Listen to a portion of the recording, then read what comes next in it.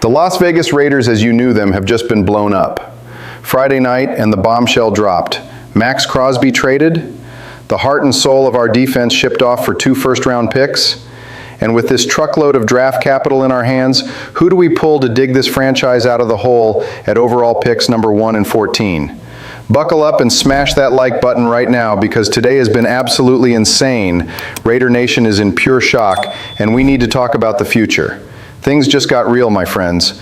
The Maxx Crosby era in Las Vegas is over. I'm still trying to process this. Adam Schefter dropped the bomb on Friday. The Raiders agreed to a trade sending our number 98, our captain, to the Baltimore Ravens. In return, the 14th overall pick in April's draft and another first-round pick next year. The deal won't be official until next week, but the ink is practically dry and there's no turning back. My first reaction? A mix of deep outrage and sadness. How do you just trade away a 5-time Pro Bowler who bled for this jersey while the franchise just piled up mediocre seasons? The worst part of it all is knowing the Ravens got Max at a serious discount. Apparently behind the scenes, Mark Davis wanted to reward his loyalty by sending him to a contender.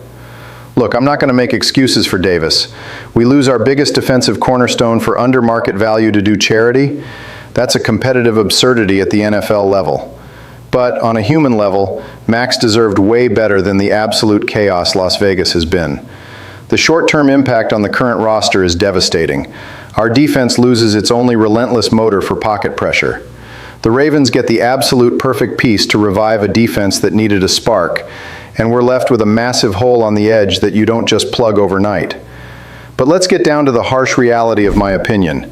The flair for a total rebuild has been shot right in our faces. Hours before the Crosby news leaked, we had already officially cut ties with Geno Smith. The front office threw in the towel on the illusion of competing with this current roster and smashed the giant red reset button. We now hold the number 1 and 14 picks in a top-heavy draft, plus a heavy arsenal of draft capital next year. The message from GM John Spytek, along with Davis and the massive influence of Tom Brady in this new management, is crystal clear. We are demolishing the whole building and starting from the foundation. The truth is, having Brady pulling the strings in this overhaul shows there's no more room for Band-Aid fixes. Max's departure is the bitter price of this ruthless new philosophy. It's ripping the Band-Aid off all at once. We cry today, but what dictates the future is what we do with this war chest of picks. If this unbelievable Max trade already left you breathless, wait until you see what's cooking in the draft projection lab. We are in the driver's seat to fix the mistakes of the past. Let's break down this brand new 4-round mock draft that is already setting the Raider Nation forums on fire. At number 1 overall, no surprises, the plan remains intact and crystal clear. Fernando Mendoza, quarterback out of Indiana. With Geno Smith out the door, we desperately need a franchise QB. Mendoza is the guy.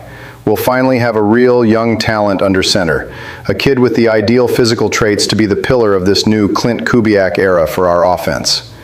Then the magic happens at pick 14, which came straight from the Ravens. What do? We grab Monroe Freeling, offensive tackle out of Georgia. No getting cute and hunting for a playmaker right now. Freeling played left tackle in college, but he has insane athleticism and flexibility to transition and play on the right side. We get a monster bodyguard to protect Mendoza. Think about it. What good is a new QB if the O-line is still a turnstile? Surgical pick, moving to round 2, pick 36. Kristen Miller, interior defensive lineman from Georgia. With Crosby gone, our trenches are bleeding out. We need brutal reinforcements immediately. Miller has a broad, long frame and an explosive get-off at the point of attack that is downright scary. He can line up all over the interior, has a sky-high ceiling to develop, and can be that anchor right in the middle. Round 3, pick 67. Josiah Trotter, linebacker from Missouri. This kid is the perfect blend of violent old-school ball and modern tactical coverage. He plays downhill with insane physicality against the run, bringing that immediate thumping impact.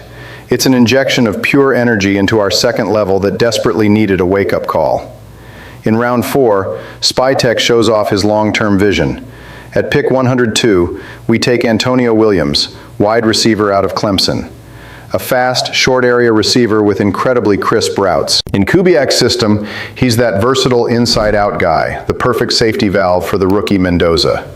Right after that, at pick 117, comes Jalen Kilgore, defensive back from South Carolina, delivering a super high football IQ to a secondary begging for playmakers. And closing it out beautifully at 134, Jager Burton, center from Kentucky. A gritty trench brawler who plays with that nasty physicality our fan base absolutely loves. Pure dog mentality. To recap the madness of the century, Maxx Crosby went to the Ravens for a truckload of picks. The team hit the absolute reset button by cutting Geno Smith, and our draft projection turned into a feast with Fernando Mendoza and Monroe Freeling laying the foundation of a brand new era. Now I want to hear the raw, unfiltered truth from you guys. Do you think the front office did the right thing by trading Max at a discount to reward his loyalty? Or did Mark Davis just throw our biggest asset in the trash out of pure buddy-buddy charity? Drop your answers down in the comments because I'm going to be reading and debating with everyone.